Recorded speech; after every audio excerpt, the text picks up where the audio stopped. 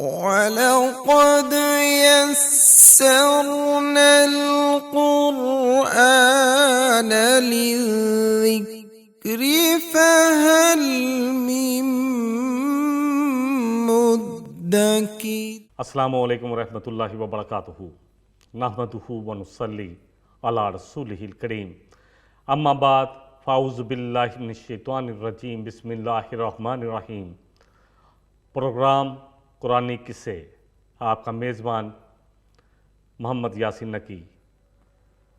آخری ہم نے پچھلا ایپیسوڈ کیا، پچھلی قسط میں ہم نے حضرت خضر علیہ السلام اور موسیٰ علیہ السلام کی جو ملاقات ہوئی اس کے بارے میں ایک حدیث بھی بیان کی، جو لمبی حدیث تھی صحیح بخاری کی، جس کا نمبر تھا 4727 اور 4725، کہ ان کی کیسے ملاقات ہوئی اور اللہ نے بھجوایا تھا موسیٰ علیہ السلام کو خضر علیہ السلام کے پاس۔ اور پھر اسی طرح خضر علیہ السلام کے پاس جب موسیٰ ان سے ملے تو انہوں نے کہا کہ میں آپ کے ساتھ رہنا چاہتا ہوں، آپ کی اتباع کرنا چاہتا ہوں، آپ کی پیروی کرنا چاہتا ہوں، کہ جو علم اللہ نے آپ کو سکھایا ہے تاکہ میں بھی اس کو سیکھ سکوں۔ خضر علیہ السلام نے فرمایا کہ آپ میرے ساتھ رہتے ہوئے صبر نہیں کر پاؤ گے، اور صبر کر بھی کیسے پاؤ گے جب آپ کو پتہ ہی نہیں ہے کہ جو میں کام کر رہا ہوں اس کی حقیقت کیا ہے۔ موسیٰ علیہ السلام نے کہا کہ آپ انشاءاللہ مجھے صابر پائیں گے اور میں آپ کے ساتھ رہتے ہوئے صابر رہوں گا۔ تو خضر علیہ السلام نے کہا کہ آپ مجھ سے اس وقت تک کسی چیز کے متعلق نہ پوچھیے گا جب تک میں خود نہ بیان کر دوں۔ تو بہرحال اب ان کا ایک سفر شروع ہوا، جس کی الحمدللہ تمہید کے طور پر حدیث ہم نے بیان کر دی تھی، تاکہ ہم جب یہ قرآنی واقعات سے، قرآنی آیات سے اس واقعے کو بیان کریں تو ذہن میں جب ہمارے ہوگا کہ کیا واقعہ چل رہا ہے تو اس کو سمجھنا اور بھی آسان ہو جائے گا۔ فَانْطَلَقَا حَتَّىٰ إِذَا رَكِبَا فِي السَّفِينَةِ خَرَقَهَا۔ اب یہ دونوں چل پڑے۔ آیت نمبر 71 ہے سورہ الکہف کی۔ فَانْطَلَقَا، پس دونوں چل پڑے، حَتَّىٰ إِذَا رَكِبَا فِي السَّفِينَةِ، یہاں تک کہ یہ کشتی پر سوار ہوئے، خَرَقَهَا، تو کیا کیا؟ خضر علیہ السلام نے اس کا تختہ اکھاڑ دیا، اس کو پھاڑ دیا اس کے تختے کو۔ تو موسیٰ علیہ السلام نے ان سے کہا، قَالَ أَخَرَقْتَهَا لِتُغْرِقَ أَهْلَهَا، کیا اس لیے پھاڑ دیا ہے آپ نے اس تختے کو تاکہ اس میں جو بیٹھے ہوئے ہیں سب کو ڈبو دے؟ لَقَدْ جِئْتَ شَيْئًا إِمْرًا، یہ تو آپ نے اچھا کام نہیں کیا، یہ تو بڑا عجیب و غریب کام کیا ہے آپ نے، اچھا کام نہیں کیا۔ اللہ اکبر، یہ آپ نے کیا کیا؟ خضر علیہ السلام، جیسے کہ پہلے بھی پچھلی قسط میں بیان ہو چکا، جو لوگوں نے وہ قسط دیکھی ہے تو ان کو معلوم ہوگا، اس میں کافی تفصیلات بیان ہو چکی ہیں اس سے پچھلی قسط میں۔ تو بہرحال جب یہ دونوں کشتی میں سوار ہوئے، جیسے کہ احادیث کے الفاظ آتے ہیں کہ کشتی والے جانتے تھے خضر علیہ السلام کو، انہوں نے بڑی ان کو عزت بھی دی اور احترام اور اکرام کے ساتھ دونوں کو کشتی میں سوار کروا لیا اور ان سے کرایہ بھی نہ لیا۔ اب جب یہ جا رہے تھے تو اس وقت خضر علیہ السلام نے، ان کے پاس کوئی اوزار تھا، مسولہ تھا یا کلہاڑا تھا، اس سے کشتی کا تختہ اکھاڑ دیا، لیکن اس کو پیندے سے نقصان نہیں پہنچایا کہ کہیں وہ ڈوب نہ جائے، اس کو داغدار کر دیا۔ موسیٰ علیہ السلام سے رہا نہ گیا۔ اللہ اکبر، کہا یہ آپ نے کیا کر دیا؟ انہوں نے ہم پر احسان کیا، مہربانی کی، ہمارے ساتھ مہربانی والا معاملہ کیا کہ انہوں نے ہمیں ایک تو عزت احترام دیا اور دوسرا کشتی میں بغیر کرائے کے سوار کرا لیا، تو آپ نے انہی کی کشتی کو نقصان پہنچا دیا۔ یہ تو بہت ہی عجیب و غریب بات ہے۔ لقد جئت شیئا امرا، کیونکہ یہ تو بڑی بری بات ہے، یہ صحیح بات نہیں ہے۔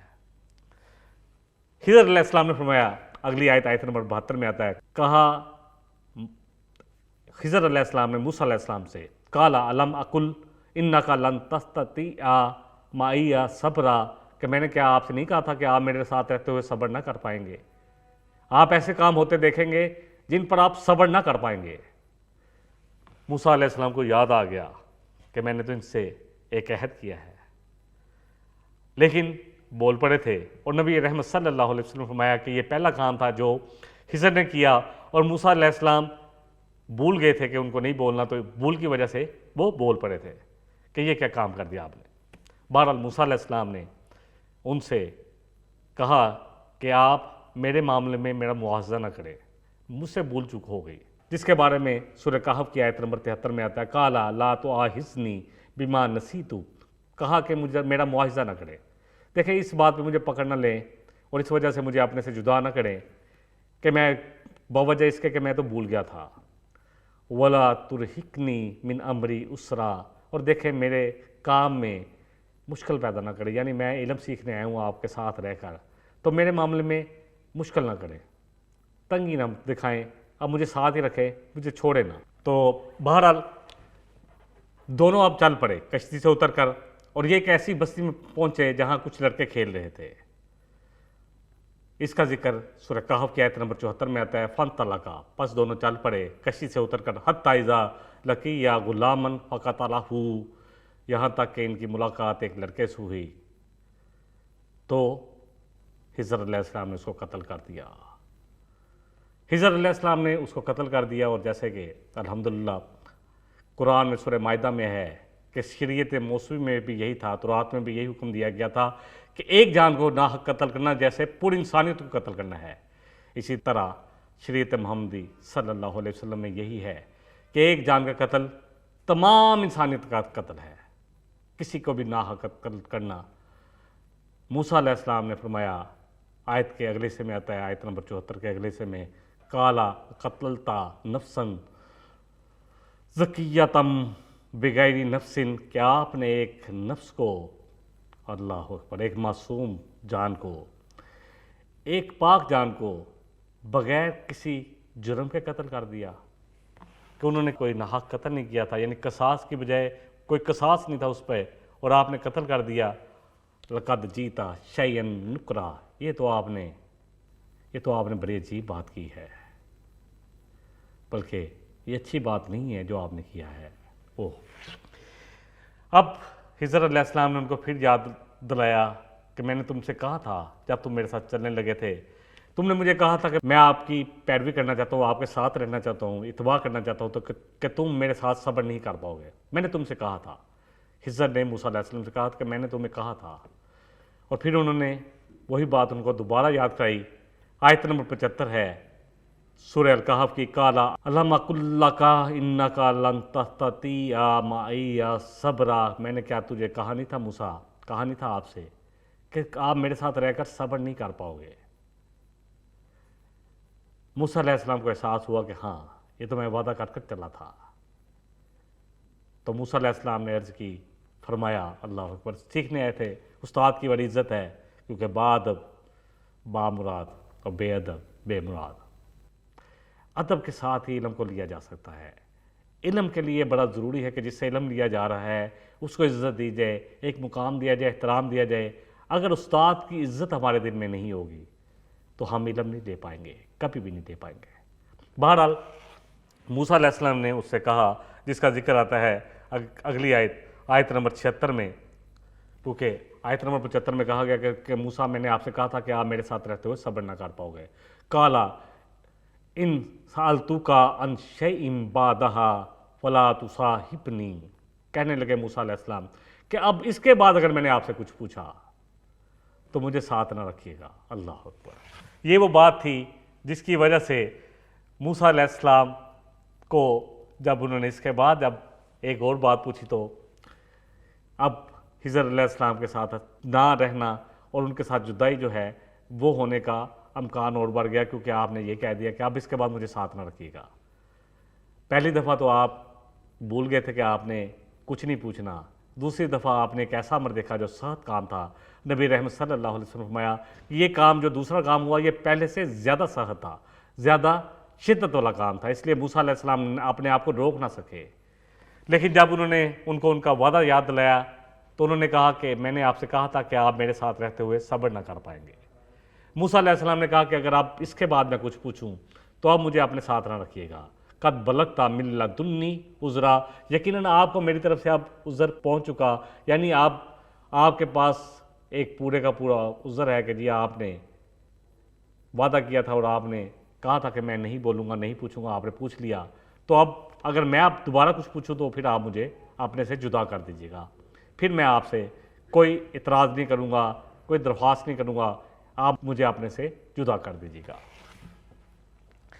دیکھیں موسیٰ علیہ السلام اور خضر علیہ السلام کے واقعے میں جو چیز ہمیں معلوم ہوتی ہے کہ موسیٰ علیہ السلام اور خضر علیہ السلام دونوں جو ہیں اپنے اپنے علم میں ایک دوسرے میں جو بھی علم اللہ نے ان کو دیا ہوا تھا وہ جانتے تھے۔ موسیٰ علیہ السلام کے صاحب شریعت رسول تھے، ان کے پاس شریعت کا سارا علم تھا، خضر کے پاس وہ علم نہیں تھا۔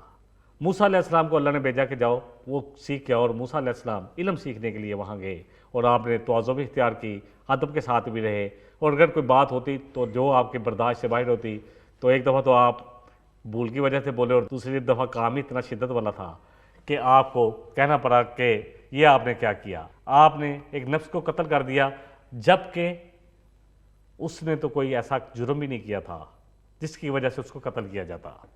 یہ بات الحمدللہ وہ بات ہے جس کے بارے میں نبی رحمت صلی اللہ علیہ وسلم نے فرمایا تھا کہ موسیٰ علیہ السلام اللہ تعالیٰ ان پر رحم کرے، اللہ ہم پر اور ان پر رحم کرے، اگر وہ یہ بات نہ کہتے تو ہمیں کچھ اور بھی ایسے واقعات کے بارے میں علم ہوتا جو اللہ کے قدرت کے کارخانے میں چل رہے ہیں، اللہ کے قضاء اور قدر والے بندے، فرشتے یا جو بھی جن کو اللہ نے مقرر کیا ہے وہ کر رہے ہیں۔ بہرحال اب یہ دوبارہ چل پڑے، ان کا یہ سفر دوبارہ شروع ہوا۔ موسیٰ علیہ السلام نے کہا قد بلغت من لدنی عذرا، کیا آپ کو اب میری طرف سے عذر آ گیا ہے، اب آپ مجھے ساتھ نہ رکھیں تو میں کچھ بھی نہیں کر پاؤں گا، میں آپ سے نہیں کہوں گا، کیونکہ میں نے دوبارہ وعدہ کیا تھا اور میں بول پڑا۔ یہ کام جو موسیٰ علیہ السلام نے دیکھا وہ ایسا کام تھا کہ کوئی بھی جو بھی شخص ہو وہ دیکھے، اور وہ بھی صاحب شریعت رسول ہو وہ دیکھے، بہت مشکل تھا اس کو برداشت کرنا کہ ایک جان کو بغیر کسی جان کے ناحق قتل کر دیا جائے۔ بہرحال اب ان میں پھر ایک معاہدہ ہوا کہ ٹھیک ہے، اب موسیٰ علیہ السلام نے فرمایا کہ میں اب دوبارہ جو ہے آپ سے کوئی سوال نہیں کروں گا، اور اگر کروں گا تو اب آپ کے پاس عذر آ گیا، آپ مجھے اپنے سے جدا کر دیجیے گا۔ اب دونوں چل پڑے، تو چلتے چلتے یہ ایک ایسی بستی میں پہنچے کہ وہاں کی بستی کے رہنے والے لوگ جو تھے وہ مہمان نواز نہیں تھے، تھکے ہوئے تھے، کھانا مانگا کھانا نہیں دیا۔ بہرحال اس کا ذکر آ رہا ہے سورہ کہف کی آیت نمبر 77 میں، فَانْطَلَقَا حَتَّىٰ إِذَا أَتَايَا أَهْلَ قَرْيَةٍ اسْتَطْعَمَا أَهْلَهَا فَأَبَوْا أَن يُضَيِّفُوهُمَا وَوَجَدَا فِيهَا جِدَارًا، تو یہ ایک ایسی بستی میں پہنچے جہاں کے رہنے والوں نے ان کی مہمان نوازی نہیں کی، ان کے ساتھ مہربانی والا معاملہ نہیں کیا، ان لوگوں نے وہاں جا کر کھانا مانگا، انہوں نے ان کو کھانا نہیں دیا، ان کی ضیافت کرنے سے انکار کر دیا۔ اللہ اکبر۔ تو پھر وہاں پر ایک دیوار کو دیکھا انہوں نے، خضر علیہ السلام نے ان کو سیدھا کر دیا اور کوئی اجرت نہیں لی، نہ بستی والوں سے کسی اجرت کا تقاضا کیا کہ گرا جاتی ہے، پس اس کو قائم کر دیا، کھڑا کر دیا۔ موسیٰ علیہ السلام بول پڑے، کیونکہ بستی والوں کے جو اخلاق تھے اس کے بعد آپ کو لگا کہ یہ بستی والے جو کہ کھانا بھی نہیں کھلا رہے، حالانکہ مسافر کا حق ہے اس کو کھانا کھلایا جائے، اللہ اکبر، بڑا حق ہے مسافر کا، تو یہ لوگ اتنے سخت دل ہیں۔ تو خضر علیہ السلام نے جو ان کی دیوار گری جا رہی تھی بستی میں، تو ان سے کوئی اجرت طے کر کے تو اجرت لیتے اور دیوار کو سیدھا کر دیتے، اس طرح ہم کھانا کھا لیتے، اللہ اکبر۔ تو انہوں نے موسیٰ علیہ السلام نے کہا ان سے، قَالَ لَوْ شِئْتَ لَاتَّخَذْتَ عَلَيْهِ أَجْرًا، کہ اگر آپ چاہتے، قَالَ لَوْ شِئْتَ، اور اگر آپ چاہتے، لَاتَّخَذْتَ عَلَيْهِ أَجْرًا، تو آپ اس کام پر ان سے کوئی اجرت لے لیتے تاکہ ہمارا بھی مسئلہ حل ہو جاتا کہ ہم کھانا کھا لیتے، اور یہ لوگ جنہوں نے ہماری ضیافت نہیں کی، ہمارے لیے برے میزبان ثابت ہوئے، مہمان نوازی نہیں کی، ان سے اجرت لینے میں کیا حرج تھا۔ اللہ اکبر۔ کیونکہ وعدہ کیا ہوا تھا کہ نہیں بولوں گا کسی کام پہ، پھر بول پڑے، اللہ اکبر۔ تو اور اس سے پہلے کہہ چکے تھے کہ اگر اب بولوں گا تو آپ کے پاس اب موقع آ گیا، آپ کے پاس اب دلیل آ گئی، آپ مجھے علیحدہ کر سکتے ہیں، میں نے خود کہہ دیا ہے، اب کہا ہوا تھا۔ اس لیے خضر علیہ السلام نے اب ان سے یہ نہیں کہا کہ میں نے آپ سے کہا تھا کہ آپ میرے ساتھ رہتے ہوئے صبر نہیں کر پائیں گے، بلکہ سیدھا یہ کہا، قَالَ هَذَا فِرَاقُ بَيْنِي، کہ اب آپ کے اور میرے درمیان میں جدائی ہے، فراق کہتے ہیں فرق کرنا، کسی کو علیحدہ علیحدہ کر دینا. اب ہم دونوں علیحدہ ہیں، اب ہم ساتھ نہیں چل سکتے. لیکن میں ان چیزوں کی حقیقت آپ کو ضرور بتاؤں گا، تعویل ضرور بتاؤں گا جو میں نے کام کیے ہیں جن پر آپ صبر نہیں کر پائے. اس کے باوجود کہ میں نے آپ سے کہا تھا کہ مجھ سے نہ پوچھیے گا کہ جو میں کام کروں گا بس آپ دیکھتے رہے میرے ساتھ، مجھ سے کچھ نہ پوچھیے گا جب تک کہ میں خود ان کے بارے میں نہ بتا دوں. بہرحال آیت نمبر 79 میں آتا ہے، 89 میں. اب انہوں نے بتایا کہ ان کاموں کی حقیقت کیا تھی. کہا خضر علیہ السلام نے اما السفینۃ فکانت لمساکین، اور رہی وہ کشتی تو مساکین تھے. یہ لوگ جن کی کشتی تھی یہ مسکین لوگ تھے. یعملون فی البحر، جو کہ محنت کرتے تھے سمندر میں، کام کرتے تھے سمندر میں. کہ میں نے چاہا کہ میں اس کشتی کو عیب دار کر دوں. وَقَانَ وَرَاءَهُمْ مَلِكٌ يَأْخُذُ كُلَّ سَفِينَةٍ غَصْبًا، کیونکہ اس کے دوسرے کنارے پر ایک ایسا ظالم بادشاہ تھا جو ہر کشتی پر قبضہ کر لیتا تھا، ہتھیا لیتا تھا، چھین لیتا تھا کشتی. جو بھی ایسی کشتی ہوتی جس میں کوئی داغ نہ ہوتا، جو صحیح سلامت کشتی تھی تو اس کو چھین لیتا تھا. تو اس لیے میں نے اس میں سوراخ کر دیا تاکہ ان کی کشتی چلتی رہے. یا سوراخ کو میں نے تختہ، کیونکہ جیسے پہلے بھی بیان ہو چکا کہ انہوں نے تختے کو اکھاڑا تھا اس طرح کہ کشتی جو ہے اس میں پیندے میں سوراخ نہ ہو تاکہ ڈوبے نہ، اور یہ کام ان کا چلتا رہے. تو میرا یہ مقصد تھا. وہ بچہ جس کو میں نے قتل کیا رہا، وہ لڑکا تو اس کے ماں باپ ایمان والے تھے. فحشینا، بس ہمیں خوف ہوا، این یرہقہما طغیانم و کفرا، کہ یہ انہیں سرکشی اور کفر کی طرف لے جائے گا، مبتلا کر دے گا. اس لیے اس لڑکے کو قتل کیا. اور فرمایا فَأَرَدْنَا أَن يُبْدِلَهُمَا رَبُّهُمَا خَيْرًا مِّنْهُ زَكَاةً وَأَقْرَبَ رُحْمًا، اور ہم نے یہ ارادہ کیا کہ ہم نے یہ چاہا کہ ان کا رب ان کو اس سے بہتر نعم البدل عطا فرمائے، بہتر اولاد عطا فرمائے جو ان کے لیے پاکیزہ بھی ہو اور اللہ سے ان کو قریب کرنے والی ہو ان کو، اور رحم والی اولاد، مطلب ایسی اولاد اللہ عطا فرمائے جس کی وجہ سے وہ اللہ کے اور قریب ہو جائیں، وہ اور زیادہ پاکیزگی والی زندگی اختیار کریں، اللہ کا قرب حاصل کریں، اللہ کے رحم کے مستحق ٹھہر جائیں. اس لیے دیکھیں یہ کام، کیونکہ پہلا کام تو آسانی سے سمجھ آ جاتا ہے، یہ ایسا کام ہے جس کے بارے میں بہت سارے سوالات کیے جاتے ہیں، بہت سارے جو ہمارے تفسیر والے مفسر ہیں ان سے بھی، اور جیسے ہم جیسا کوئی اسٹوڈنٹ ہو تو لوگ یہ بھی پوچھ لیتے ہیں کہ یہ قتل کیسے کر دیا. اللہ اکبر، کیونکہ واقعی بڑا شدت والا کام لگتا ہے.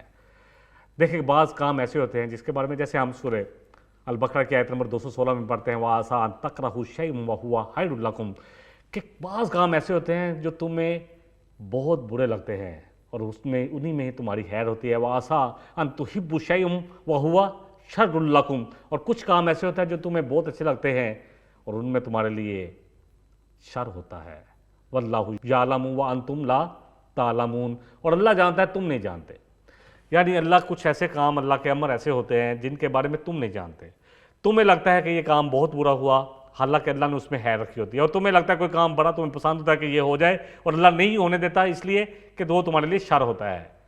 اللہ جانتا ہے تم نہیں جانتے.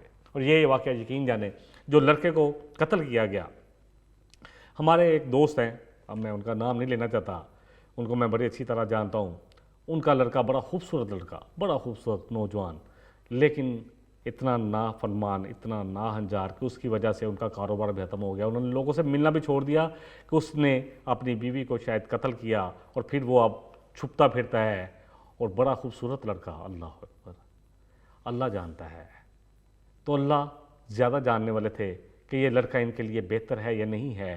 یہ لڑکا، کیونکہ اللہ تو جانتے ہیں کہ کس نے کیا کرنا ہے. دیکھیں کرتا ہر بندہ اپنی مرضی سے ہے، لیکن ماں باپ مومن تھے اور اللہ نے چاہا کہ یہ اس آزمائش میں نہ پڑیں، کہ یہ لڑکا ان کو آزمائش میں ڈال دے اور اس کی وجہ سے ان کا ایمان ہی چلا جائے، اور یہ لوگ جو کہ ایمان والے لوگ ہیں کہیں یہ کفر کی طرف نہ چلے جائیں، کہیں یہ سرکشی کی طرف نہ چلے جائیں اپنے بیٹے کی وجہ سے. اس لیے بہرحال دیکھیں بہت ساری جگہ پہ ہم دیکھتے ہیں کہ بعض دفعہ ایسے واقعات ہوتے ہیں کہ کسی کا بچہ چھت سے گرا، اللہ اکبر، وفات پا گیا. پھر بعد میں ہم دیکھتے ہیں کہ الحمدللہ ثم الحمدللہ اللہ ان کو اور اولاد دیتا ہے، اور اولاد بھی اللہ ان کو ایسی اولاد دیتا ہے جو بڑی فرما بردار ہوتی ہے. تو یہ سب اللہ کی مشیت ہے، یہ سب کچھ اللہ کے حکم سے ہو رہا ہوتا ہے. اور پھر اگلی جو انہوں نے بات کی کہ جو دیوار تھی اس کے بارے میں، کیونکہ تیسرا واقعہ جو ہوا تھا موسیٰ علیہ السلام کے سامنے وہ دیوار تھی جس کا ذکر آیت نمبر 82 میں آتا ہے. تو وہ رہی وہ دیوار تو وہ شہر میں رہنے والے 2 یتیم لڑکوں کی تھی. وَقَانَ تَحْتَهُ كَنْزٌ لَهُمَا، تو ان کے نیچے ان کے باپ نے ان کے لیے کچھ مال رکھا ہوا تھا، خزانہ رکھا ہوا تھا. وَقَانَ أَبُوهُمَا صَالِحًا، اور ان کا باپ جو تھا وہ بڑا نیک تھا. نیک باپ ہو نا تو اس کی اولاد کو اس کا پھر بھی فیض پہنچتا رہتا ہے. اللہ ایسے ایسے انتظامات کر دیتا ہے، اللہ اکبر اللہ اکبر، کہ اللہ ان کے لیے آسانی والے معاملے کر دیتا ہے.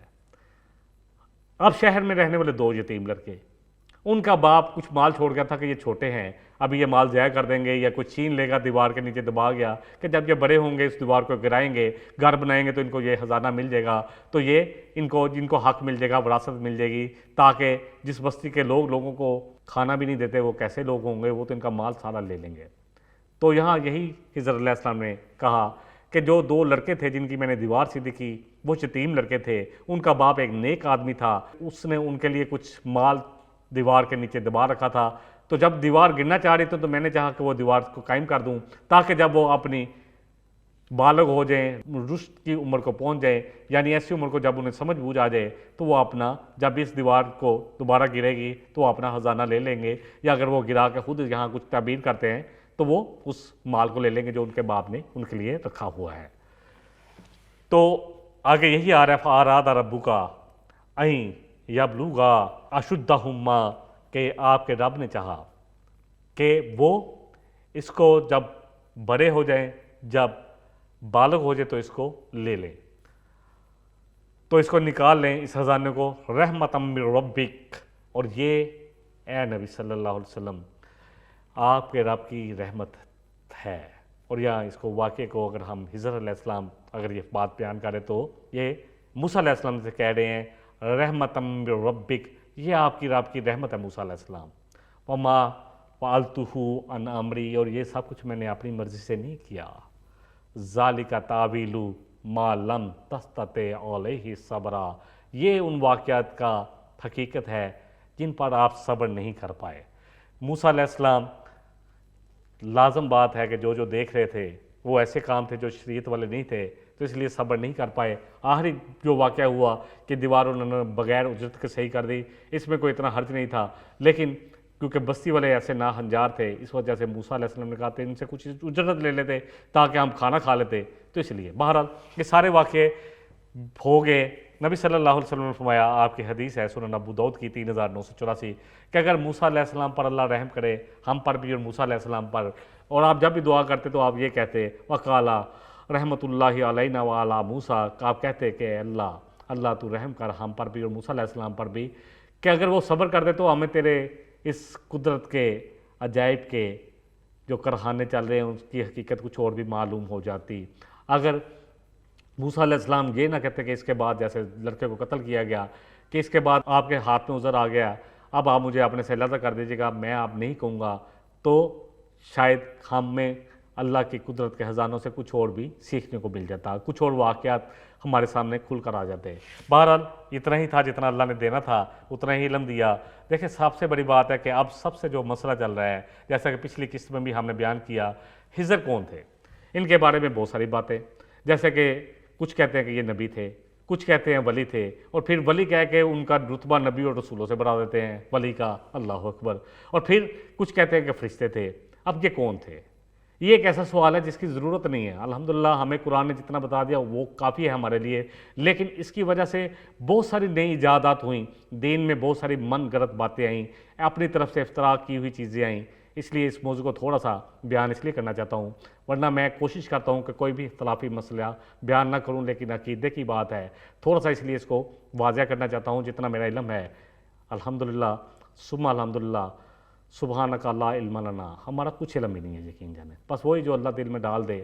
تو بہرحال یہ کہ کون تھے، ایک تو ان کو کہا جاتا ہے کہ وہ ولی تھے، ان کو اللہ الہام کرتے تھے، ان پر کشف ہوتا تھا اور اللہ ان کو اپنی قضا اور قدر کے کچھ فیصلے بتا دیتے تھے کہ یہ فیصلہ ہونے والا ہے۔ لیکن خود جو لوگ صوفیزم کے حق میں ہیں وہ بھی کہتے ہیں کہ کوئی بھی اپنے الہام کی بنا پر کوئی ایسا کام نہیں کر سکتا جو شریعت کے خلاف ہو۔ تو کیسے ہو سکتا ہے کوئی کسی کو قتل کر دے یا کوئی بھی کام جو اس نے الہام دیکھا ہے، جو اس کو الہام ہوا ہے یا کشف ہوا ہے، تو کیسے ہو سکتا ہے کر سکتا ہے۔ اس لیے ولی کہنا اور پھر یہ کہنا کہ وہ آج بھی زندہ ہے، اور جب کہ میں نے بیان کی تھی نبی صلی اللہ علیہ وسلم کی وہ حدیث جو صحیح مسلم کی ہے کہ آپ نے فرمایا جب آپ بیماری میں تھے، اللہ اکبر، تو آپ نے کہا جب آپ بیمار تھے اور وصال کے قریب تھے، اللہ سے ملاقات ہونے والی تھی، دنیا سے جانے والے تھے، تو آپ نے کہا کہ آج سے 100 سال بعد جو بھی آج موجود ہیں ان میں سے کوئی بھی زندہ نہیں ہوگا۔ اور یہ حدیث بہت ساری دوسری احادیث کی کتب میں بھی ہے۔ بہرحال تو اب کون تھے یہ؟ بعض کہتے ہیں نبی تھے، اور لیکن بعض کہتے ہیں کہ اگر نبی تھے تو ان کو چاہیے تھا، اگر واقعی زندہ تھے تو اس کا مطلب ہے کہ ان کو چاہیے تھا کہ وہ آتے نبی صلی اللہ علیہ وسلم، جیسے کہ ہم نے بیان کی سورہ آل عمران کی آیت نمبر 81 کہ آپ نبی صلی اللہ علیہ وسلم جب اللہ آپ کو مبعوث فرمائیں گے تو اس وقت جو بھی نبی ہوگا جس کو کتاب یا حکمت دی ہوگی اس پر لازم ہے کہ وہ آپ پر ایمان لائے اور آپ کی تائید کرے۔ تو یہ آئے بھی نہیں۔ اب کون تھے؟ دیکھیں کچھ الفاظ ہیں جس کی وجہ سے ہمیں اس واقعے کو سمجھنے میں آسانی بھی ملے گی، اور کچھ ہمیں اس میں اور بھی الحمدللہ کچھ علم کی باتیں ملیں گی جو کہ بہت سارے لوگوں نے ڈیفینیٹلی اس پہ کوشش کی ہے۔ دیکھیں سب سے بڑی بات ہے کہ مریم علیہ السلام کے پاس جب جبریل علیہ السلام آئے تھے تو انہوں نے کہا تھا کہ اس لیے آیا ہوں تاکہ آپ کو ایک پاکیزہ لڑکا عطا کروں۔ عطا تو اللہ نے کیا۔ دیکھیں فرشتوں کے بارے میں بھی اللہ کہہ رہے ہیں، جیسے آپ پڑھیں سورہ مریم کی آیت نمبر 43 میں، ہم عباد الرحمن، کہ وہ تو رحمان کے بندے ہیں۔ سورہ تحریم میں آتا ہے لا یعصون اللہ ما امرہم، کہ وہ اللہ کے کسی فرمان کی نافرمانی کرتے نہیں ہیں، جو کہا جاتا ہے کرتے ہیں۔ تو اس کا مطلب ہے کہ وہ فرشتے تھے یا نبی تھے۔ اب فرشتے تھے یا نبی تھے اس کے بارے میں کیوں کہا جاتا ہے کہ جب انہوں نے کہا کہ جب پہلا کام انہوں نے کیا، خضر علیہ السلام نے جب پہلی دفعہ کشتی کو پھاڑا تو آپ نے کہا فَأَرَدْتُ أَنْ أَعِيبَهَا، کہ میں نے ارادہ کیا کہ اس کو عیبدار کر دوں۔ وہاں پہ آپ نے کہا کہ میں نے ارادہ کیا، فَأَرَدْتُ، میں نے ارادہ کیا۔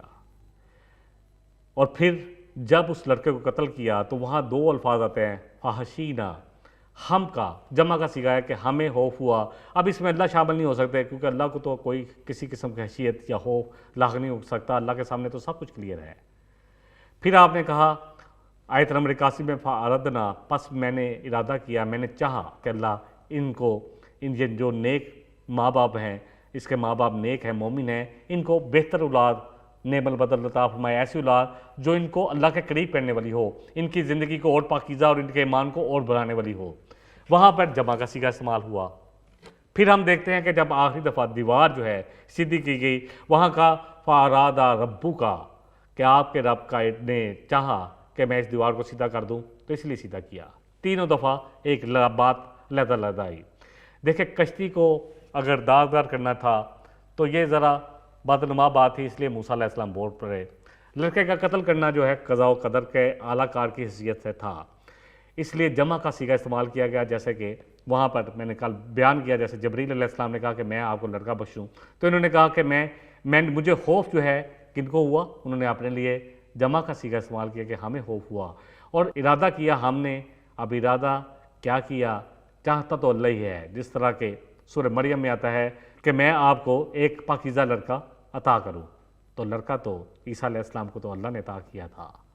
تو یہ وہ کچھ چیزیں ہیں جس سے ہمیں سمجھ میں آئے گی کہ اصل میں اس واقعے کو سمجھنا جو ہمارے لیے پیچیدگی ہیں وہ آسان ہو جائے گی۔ یہ سب کچھ اللہ کے حکم سے ہی ہو رہا تھا۔ ہاں کیونکہ ان کو اس چیز کے لیے مابوس کیا گیا تھا، جس طرح جبریل علیہ السلام کو کہا گیا وہ مریم علیہ السلام کے پاس آئے اور آگے کہا کہ مجھے اللہ نے اس لیے بھیجا ہے تاکہ تجھے ایک پاکیزہ لڑکا عطا کروں۔ اسی طرح انہوں نے اس لڑکے کو قتل کیا کیونکہ اللہ نے ان کو بھیجا تھا کہ اس کو جا کر قتل کر دو، کیونکہ اس کے بابا بڑے فرمانبردار ہیں، بڑے مومن ہیں، اور اگر بڑا ہوا تو اس کی وجہ سے وہ کفر اور نافرمانی کی طرف آ جائیں گے، ان کے ایمان چلا جائے گا، وہ کفر کی طرف آ جائیں گے۔ تو یہ سب کچھ اللہ کے تھا۔ اب رہ گیا تیسرا کہ جب انہوں نے کہا کہ آپ کے رب نے ارادہ کیا۔ آیت نمبر 80 میں جب آتا ہے لڑکے کو قتل کرنا، یہ معاملہ قضاء اور قدر کا معاملہ تھا، اور ایز اے قضاء اور قدر کے اعلیٰ کار کی حیثیت سے انہوں نے یہ کام کیا۔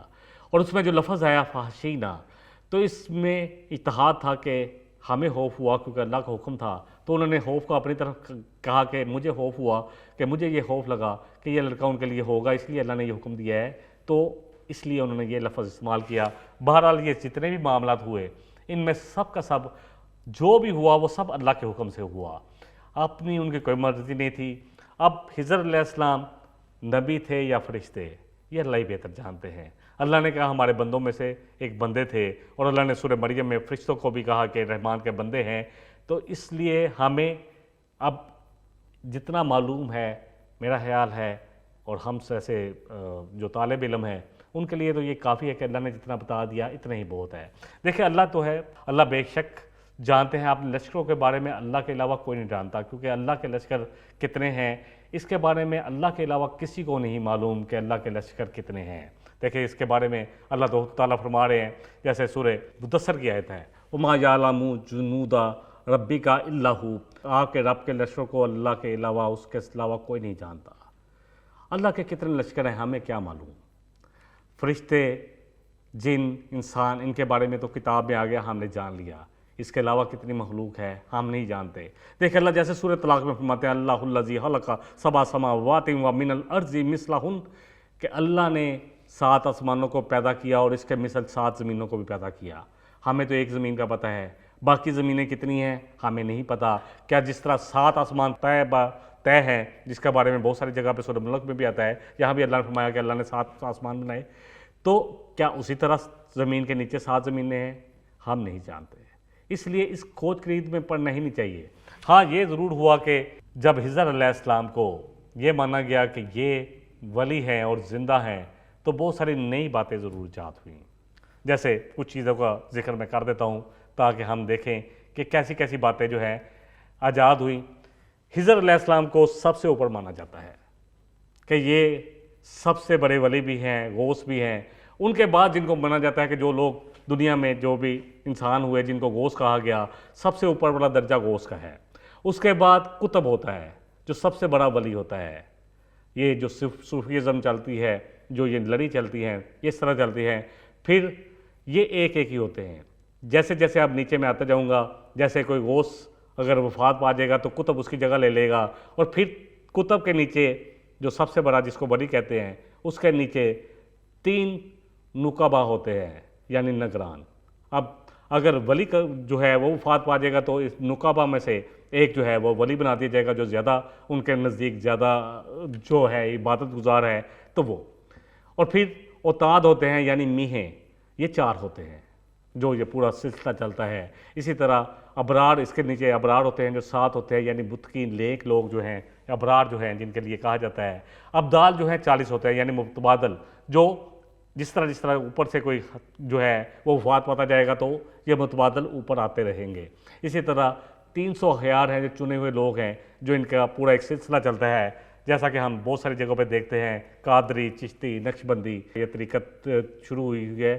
یہ سارے سلسلے ان کو لینے کے لیے انہوں نے سب سے پہلے ولی جو ہے مانا ہے حضرت خضر علیہ السلام کو، اور ان کا عقیدہ یہ ہے کہ آج بھی وہ زندہ ہیں، اللہ اکبر، اور وہ قضاء قدر کے معاملات خود نپٹا رہے ہیں۔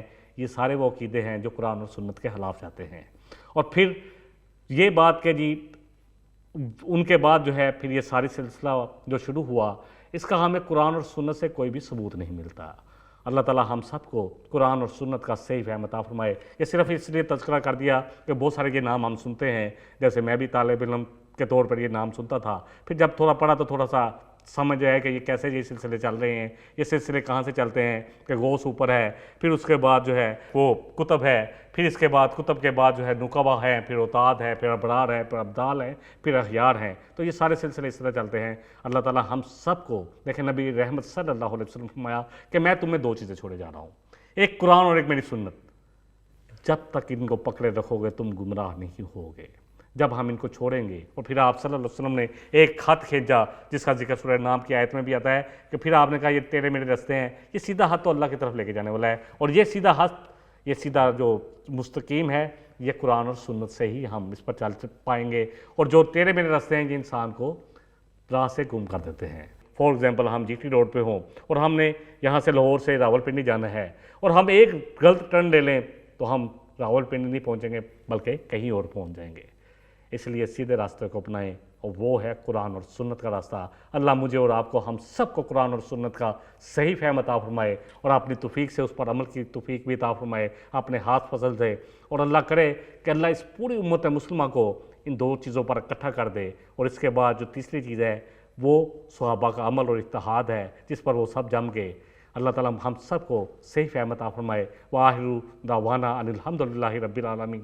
سبحانک اللہم و بحمدک، اشہد ان لا الہ الا انت، استغفرک و اتوب الیک۔ والسلام علیکم ورحمۃ اللہ وبرکاتہ۔ وَلَقَدْ يَسَّرْنَا الْقُرْآنَ لِلذِّكْرِ فَهَلْ مِن مُّدَّكِرٍ